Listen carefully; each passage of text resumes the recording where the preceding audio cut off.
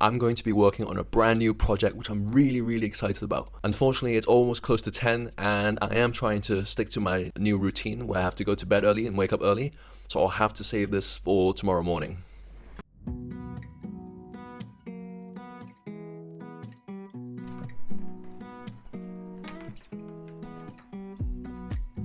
So I'm planning to create an online question bank website for medical students in Hong Kong.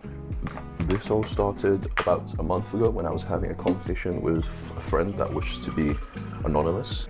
He/she, I'm just going to call her she from now on, was complaining about how terrible it was that there was no good platform there was for us Hong Kong medical students to be able to consolidate our knowledge and be able to test them anywhere. So far, when it comes to exams, every year all the medical students across all the year groups just use what we call the God Disk. The God Disk is a Google Drive that is created by our seniors from the past who collect and collate and memorize all the questions from previous end of the exams and they were taking them, which are then compiled into a Word document format. This has been useful, but it's been quite troublesome. And there are a few reasons why. So this is the God Disk. It is where all the notes or lectures or past papers are sort of stored and passed on through each generation of medical students. And if we look at one of the past papers, what they normally do is have designated students from each year group memorize a specific number of questions from the papers that they take at the end of each year. So if I just randomly pick one of the year groups, we can have a look at some of these questions. So these are very useful, especially because often the examiners give us questions that are completely sort of sidetracked from the sort of content that they emphasize to us during our teaching sessions. And that's why having these questions are very useful for us to actually be able to prepare for what might come in the exam, because sometimes we're just spending way too much time revising specific subtopics that may not receive as much emphasis in the actual paper. So if we look at this multiple choice past paper, it is actually very nice. They have the specific questions and all the answer options written down, as well as which paper and which year these questions came from. But there are often questions that are just there without the answers, and there are questions where the question was not fully memorized well, and this applies to the answer as well. Another problem, which is more prevalent I think in more recent exams, the answers are becoming harder and harder to identify even after the exam when people are discussing the results. And if you look here, we have different people giving different options for the same question because everyone has their own opinion, and it's just too difficult for us students to just universally agree upon a specific answer. And as someone who is revising for their own exam and looking at these answers, it can confuse me even more because I don't know if I should be trusting any of these answers. And often when they give a debriefing for the exams after in the summer, the actual answers for these questions are often completely different to what the majority of us were thinking it was. Another thing that I don't like about this is how the answer is just written right below the question. So I often make the mistake of accidentally scrolling down too far and then showing myself the answer. And there is not always an explanation given by whoever provided the answer. So I then have to spend a lot of time digging for the answer, and sometimes I just can't find information that supports the answer that was given in these past papers. And I think most importantly, this structure, although it has been working for generations of medical students now, it is getting a bit messy. And I think there is a much neater way to organize these questions in order for people to not have to get lost in all this junk and all these Word files. One thing some seniors do is they spend the time to go through all the questions from each year group and categorize those questions by specific specialties and subtopics. This has been useful for people to consolidate knowledge within specific topics, and this is something that I think is worthy of praise and something that I would want to implement into my website as well. All that being said, I think the purpose for my website is not to replace this, because these are actual questions that people will always want to reference because they are directly questions designed by the examiners that will be designing their questions in the future. But I think what we want to try to do is to help them consolidate their knowledge in a similar manner where we have questions set out that target specific bits of knowledge that we find tricky and therefore help people understand whatever it is that they've just learned the most, rather than trying to replace this well-established system that is already here. More recently, we have had a new change to our lectures where after each lecture, which is recorded and put online as well, each lecturer has set up a set of questions that are relevant to the knowledge that is specifically taught inside that lecture, which allows us to immediately consolidate our knowledge and also has answers verified by the lecturer themselves. This is obviously great because it helps students feel confident about the answers that they're given, because we find so much information online and from each other that we sometimes don't know which one's right and always contradict each other.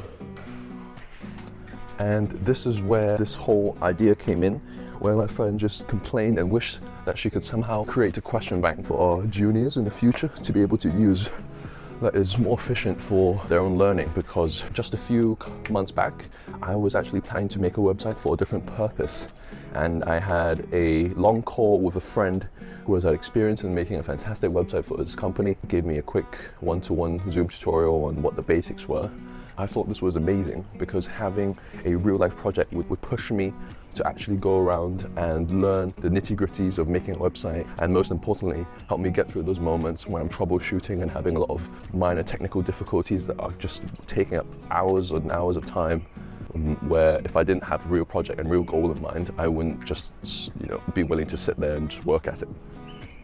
At first, I was extremely excited to start planning and creating the features for this website. But when I spoke to one of my classmates at school, he gave me a few pointers as to what to think about when I'm actually designing this website. The most important thing is, what can I do to make this website something that is worthwhile people's time in order for them to want to come on this website?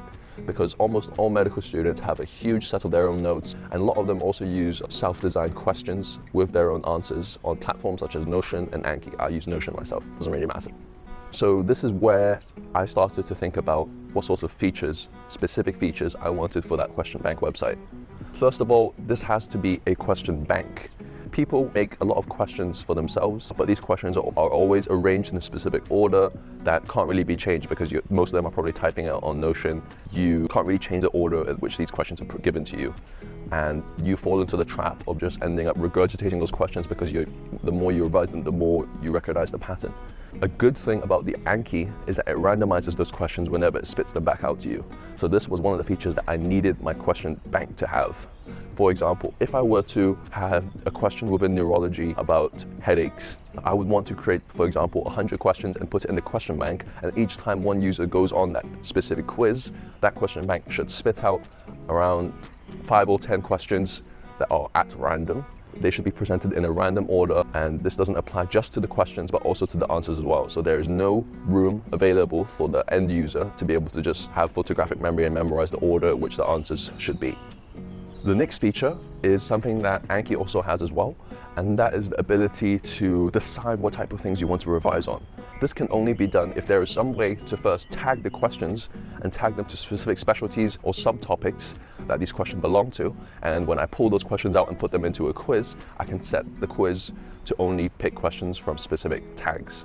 And finally, to round it all off, this bonus feature would be amazing to have. It's not essential, but if it were possible to somehow create some feedback system back to the students where they would actually, after completing a bunch of different questions from a bunch of different topics, be able to have their answers analyzed and given to them, and them being told, oh, today you got the lowest score in this specific topic. This would not just make it easier for them to go through a huge amount of content, but this can hopefully help themselves tailor the type of topics that they want to study by helping them identify their weakest points. The biggest challenge that I have right now is knowing whether or not this question bank can be done. Obviously, I think if you pay someone as much money as they want, they can definitely set this up for you. But I wanted to do this as much as I could by just myself, and by paying as few third-party service providers to do this for me, because there are plenty of online places where you can just pay them and send them a bunch of questions and they'll create the bank for you. I wanted to also be able to use something called WordPress to create a website which I can have full control of, not just the actual question bank, but also the design of the website and potentially other features I might add in the future, the lowest cost possible. So that is what I will be working on. And thank you for watching this video. The next one is where I'm going to show you how I went about creating my website and what creating a website entails. Thanks for watching.